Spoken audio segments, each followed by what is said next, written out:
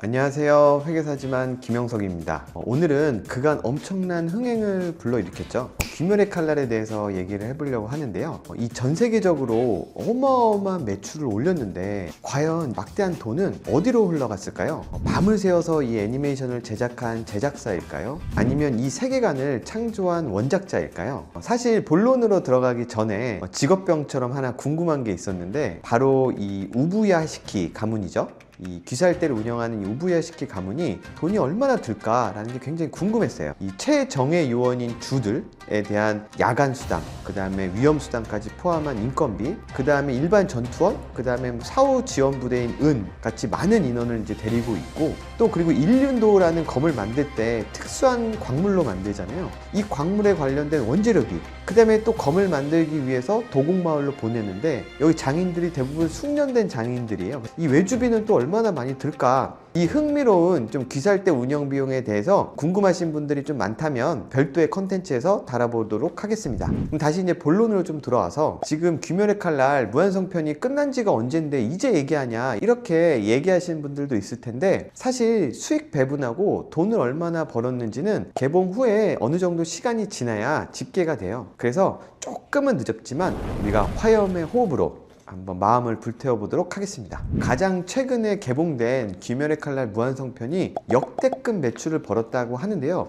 도대체 얼마나 벌었는지 한번 알아보겠습니다. 일본 박스오피스 기준으로 하나로 환산하면 3,410억 정도 돈을 벌었고요. 전 세계 박스오피스로 한번 확장해보면 약 9,580억 원으로 약 1조 원 정도의 매출이 발생했습니다. 1조 정도면 단순히 흥행했다 수준은 아니고요. 제가 생각했을 때는 애니메이션 역사상 전 세계 수준으로 상위권 안에 들지 않을까 싶습니다. 만약에 굿즈, 그 다음에 게임, 콜라보 수준까지 합해진다면 아마 수십조의 매출이 나오지 않을까 싶어요. 자, 그러면 여기서 우리가 궁금한 게 생겨요. 과연 이 1조 원 누가 가져갈까? 일본 애니는 제작위원회 방식으로 제작이 되는데요. 이 제작위원회가 뭐냐면 공동으로 돈을 투자하고 공동으로 수익을 가져가는 거예요. 이 제작위원회는 이 원작, 이 만화책을 출판하는 출판사, 그 다음에 극장이나 해외 유통을 하는 배급사, 그 다음에 애니를 제작하는 제작사, 그 다음에 TV나 스트리밍을 하는 방송사, 그 다음에 상품을 제작하는 굿즈사 정도로 구성이 되는데요. 도대체 애니메이션 하나 만드는데 왜 이렇게 많은 회사들이 참여를 할까요? 이 구조의 목적은 하나입니다. 바로 리스크를 나누는 거죠. 애니 하나 만드는데 뭐 수백억 정도는 훨씬 더 많이 들어가는데요. 그런데 엄청나게 많은 애니가 망해가고 있다고 합니다. 그래서 위험을 혼자 지지 않고 여러 회사가 나눠서 투자하는 겁니다. 돈도 같이 넣고 책임도 같이 지고 수익도 나눠 갖는 거죠. 갑자기 이러한 얘기를 하다 보니까 우리나라 애니메이션인 라젠카가 생각이 나는데요. 1997년 약 30년 전에 일본 애니메이션을 뛰어넘겠다라고 해서 약 22억 정도를 투자해서 우리나라 애니메이션, 이 영혼기병 라젠카를 만들었습니다.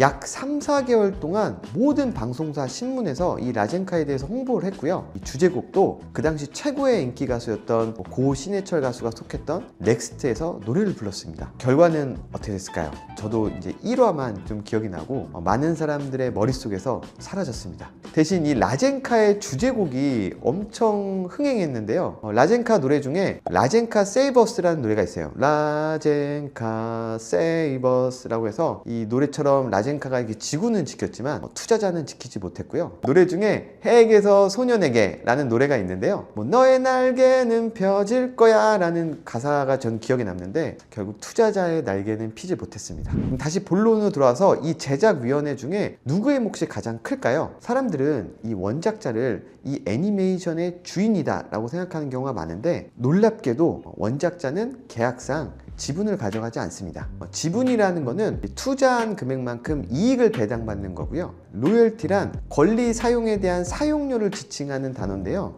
원작자는 투자자가 아니라 권리 제공자입니다. 즉, 이 작품을 써도 됩니다 라고 해서 권리를 제공해주고 그 대가로 사용료, 즉 로열티를 받아가는 거죠. 그렇다면 제작위원회들은 돈을 어떻게 나눠 가질까요? 먼저 제작위원회 수익 배분 구조는 업계 관행 기반으로 추정했을 때 출판사는 총 수익 금액의 30-40% 정도 가져가고요. 배급사도 똑같이 30-40% 정도 가져가고, 제작사는 약 수익의 10%에서 15% 정도 가져가게 되고, 기타 방송 음악 굿즈를 만드는 회사들은 5에서 10%, 원작자는 지분을 가져가는 건 아니고요. 로열티 기준으로 총 수익 금액의 5%에서 12% 정도 가져갑니다. 여기에 무한성편 매출액을 기준으로 표를 다시 작성하면 출판사가 한화로 약 3,350억, 그다음 배급사도 똑같이 3,350억 정도 가져가고, 제작사는 12.5%로 약 1,200억, 기타 7.5%로 720억, 원작자 고토케 코요하루가 10%로 약 960억을 가져가게 됩니다. 엄청난 매출액을 자랑하는 귀멸의 칼날 무한성편이지만 실제로 원작자와 제작사가 가져가는 돈이 상대적으로 좀 작긴 하네요.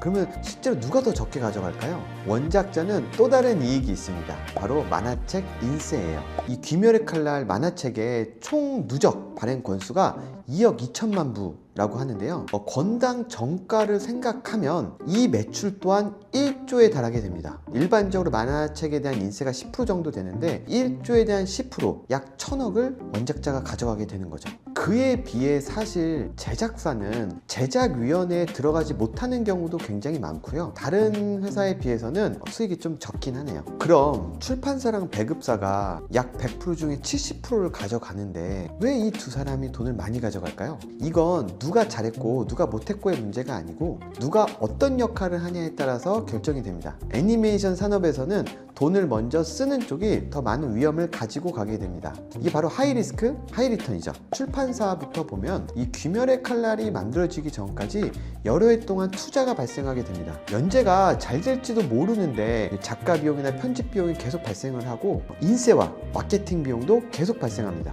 이 단계에서는 흥행과 상관없이 돈이 먼저 나가는 구조죠. 배급사도 비슷합니다.